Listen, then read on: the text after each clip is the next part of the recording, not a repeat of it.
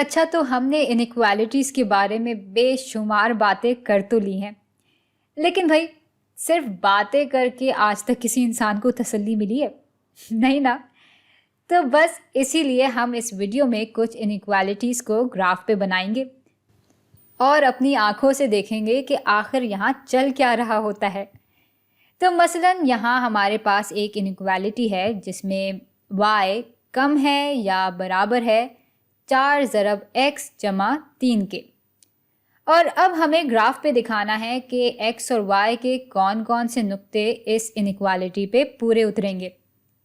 अब बात यह है कि हम 4 ज़रब x जमा 3 को तो आराम से ग्राफ पे बना सकते हैं, बिल्कुल जैसे हम किसी स्ट्रेट लाइन का ग्राफ बनाते हैं। लेकिन यहाँ पे इस इनइक्वालिटी के निशान की वजह से कहानी में बहुत मज़े का मोड़ आता है। तो पहले ज़रा इसको समझने की कोशिश करते हैं। तो भाई इस इनइक्वालिटी का असल में मतलब ये है कि y जो है वो इस 4 ज़रब x जमा 3 से कम है, या y जो है वो 4 ज़रब x जमा 3 के बराबर है। तो ये निशान असल में यही दिखा रहा है। अब ये वाला जो हिस्सा है वो तो हमें ग्राफ पे बनाने आता ही है, तो पहले इसको बना लेते हैं, फिर बाद में इसके बारे में सोचेंगे। तो ये आ गया हमारा x एक्सिस और ये आ गया y एक्सिस। अब y इंटरसेप्ट तो हमें मालूम ही है कि वो 3 के बराबर है, तो इसको यहाँ बना लेते हैं। ये हो गया 1 2 3 4, तो 3 कुछ यहाँ बन जाएगा। और इस लकीर की ढलान भी हमें मालूम है कि वो 4 के बराबर है, यानी अगर x एक अदद दाएं तरफ बढ़ता है तो y 4 अदद ऊपर की तरफ बढ़ेगा। और इन दो नुक्तों की मदद से हम बड़ी आसानी से अपनी लकीर बना सकते हैं। तो इसको खींच के यहाँ तक ले आते हैं। और भाई ये करते हुए जब हम x को एक अदद घटा रहे हैं, यानी दाएं से बाएं तरफ जा रहे हैं, तो y 4 अदद नीचे की तरफ जाएगा और हमारे पास इस किस्म की एक लकीर आ जाएगी। और ये लकीर जो है वो इस इक्वेशन को दिखा रही है जहां y बराबर है 4 ज़रब x जमा 3 के। तो इस लकीर पे जितने नुक्ते हैं वो तो इस इनइक्वालिटी के लिए मुनासिब हल है ही, यानी इस पे जितने भी नुक्ते हैं वो इस इनइक्वालिटी में शामिल होंगे।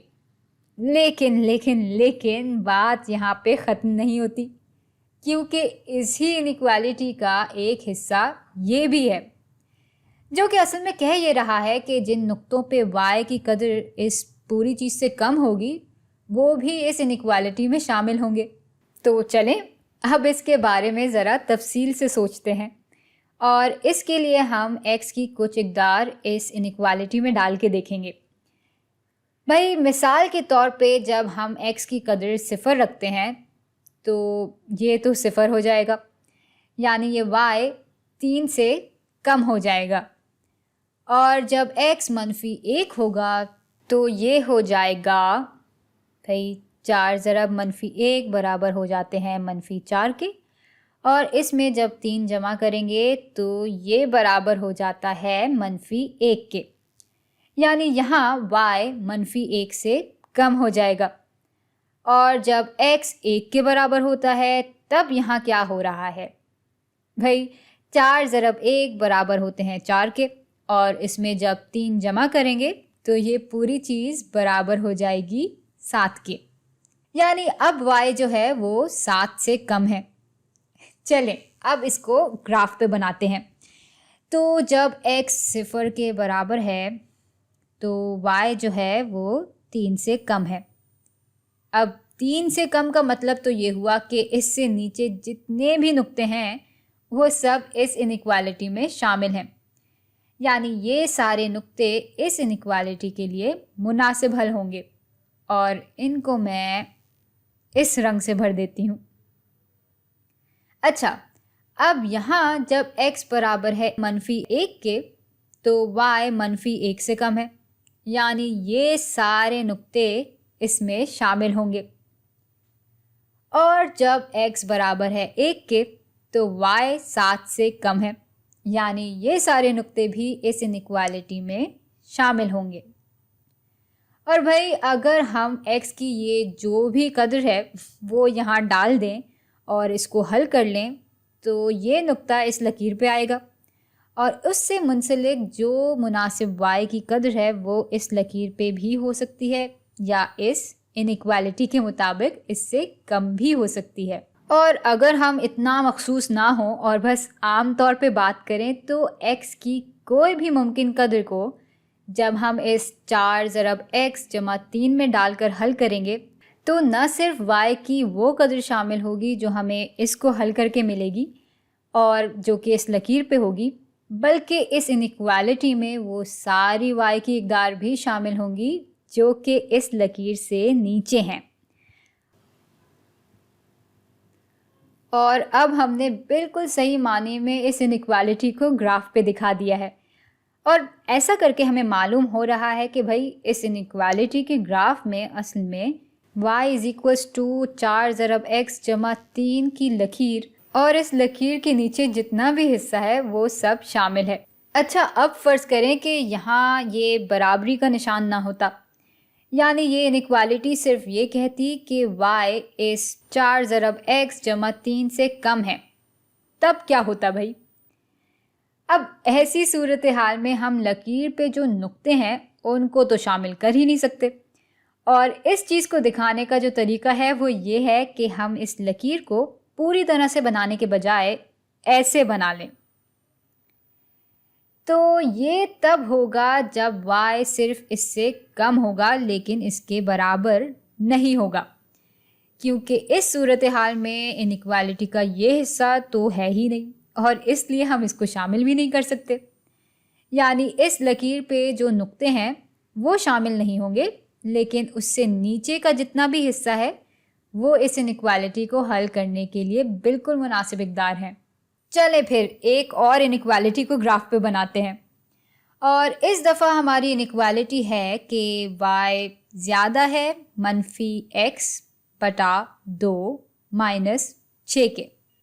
तो पहले की तरह हम पहले इस इक्वेशन को ग्राफ पे बना लेते हैं ताकि ये आसानी से हल हो जाए और भाई उससे पहले हम y और x एक्सिस भी बना लेते हैं। चलें, ये तो हो गया।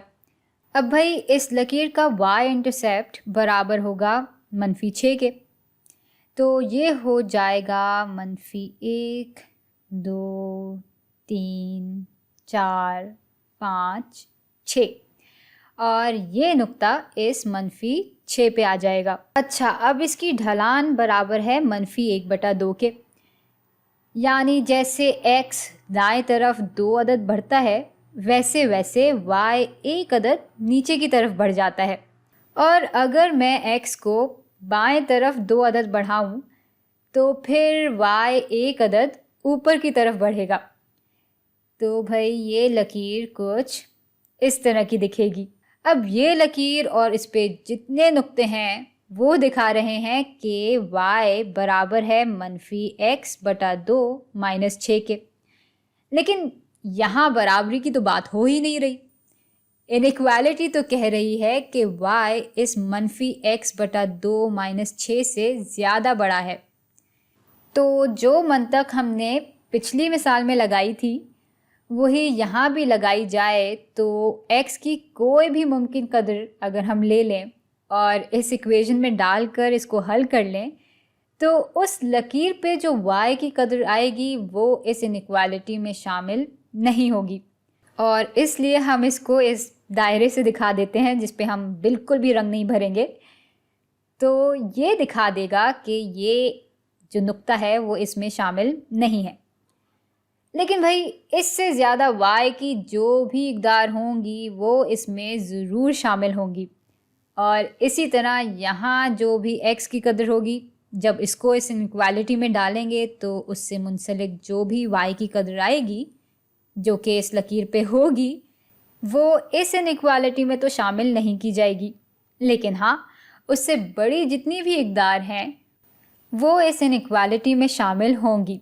और भाई अगर हम हर मुमकिन x की इकदार के लिए ये दोहरा लेंगे तो हम ये देखेंगे कि ये सारा हिस्सा जो इस लकीर के ऊपर है वो इस इनइक्वालिटी में शामिल होगा, लेकिन ये लकीर शामिल नहीं होगी। और इसलिए हम इसको पूरी लकीर की तरह नहीं दिखाएंगे, बल्कि कुछ इस तरह से दिखा देंगे। और इसका मतलब ये हुआ कि इस हिस्से में जितने भी नुक्ते हैं वो इस इनइक्वालिटी के लिए मुनासिब हल हैं।